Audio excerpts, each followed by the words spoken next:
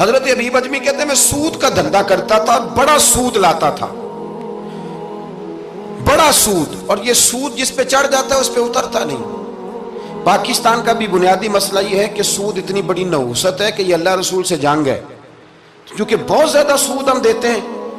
اس لیے میں تو آپ کو پتہ ہے جو کوئی برا کام کرے اس کو برا کہنا چاہیے، حکومتی لیول پر تنقید اس لیے اچھی ہوتی ہے کہ لوگوں تک جب پہنچتی ہے تو فائدہ دیتی ہے، لیکن جو بندہ اچھا کام کرے اس کی اچھائی کو بھی بیان۔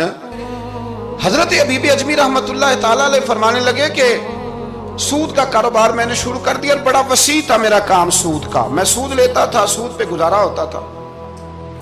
میری بیوی مجھے سمجھاتی تھی کہ یہ سود ہے، یہ حرام ہے، یہ غلط ہے، سے بچو۔ کہتے ہیں وہ کئی دفعہ مجھے کہتی تو میں ڈانٹ دیتا۔ ایک دن میں سود کے پیسے لے کے آ رہا گھر، اس کا میں نے گوشت خریدا، بیوی کو دیا کھانا پکانے کے لیے، تو اس نے ہنڈیا چولہے پہ رکھی۔ کہتے اس نے ذرا اس کے اندر چمچہ جو چلایا ہنڈیا میں، تو وہ لایا میں گوشت تھا پر سارے کا سارا خون بن گیا، خون بن گیا سارے کا سارا۔ اللہ اکبر۔ کہتے ہو میری بیوی چیخیں مارنے لگی اور لا کے میرے آگے رکھا، کہنے لگے یہ تیرے سود کے پیسے خون بن گئے، آ تجھے بھی پلاؤں اور تیرے بچوں کو بھی۔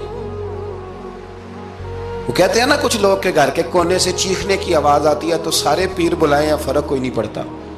تو میں کہتا ہوں پھر غور کر لو، شاید اس کونے میں کسی یتیم کے پیسے لگ گئے ہوں، کسی بیوہ کی آہیں ہوں۔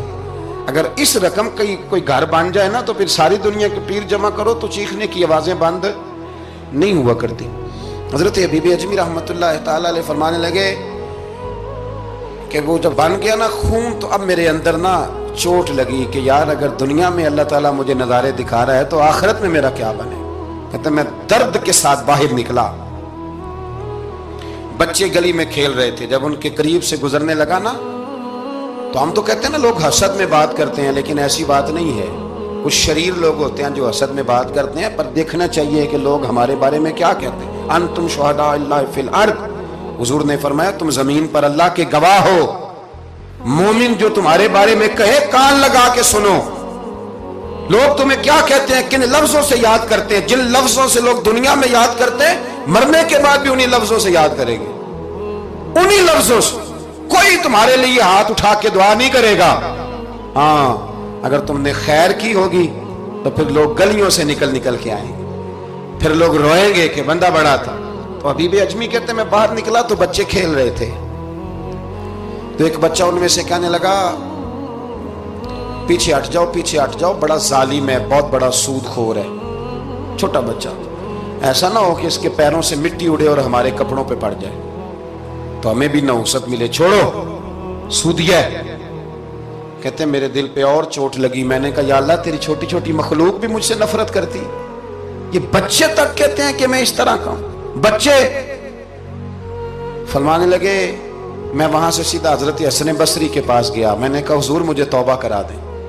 یہ پتہ ہے اللہ والوں کے پاس لوگ کیوں جا کے توبہ کرتے تھے، مرید ہوتے تھے، اس لیے کہ توبہ پہ قائم رہنا بڑا مشکل ہوتا ہے۔ کوئی ایسا بندہ ہونا چاہیے جو ہمیں توبہ پہ قائم رکھے، جو روز ہمیں نصیحت کرے۔ دیکھیں نا ہمارے سینئر ہوتے ہیں ہر فیلڈ میں، اگر کہیں ہم الجھ جاتے ہیں تو اپنے سینئر سے بات کرتے ہیں۔ تقوی کے پرہیزگاری کے راستے میں بھی ہمارا کوئی سینئر ہونا چاہیے تاکہ وہ ہمیں بتائے کہ پرہیز کہاں کرنی ہے، دوائی کیسے کھانی ہے اور آگے کیسے بڑھنا ہے۔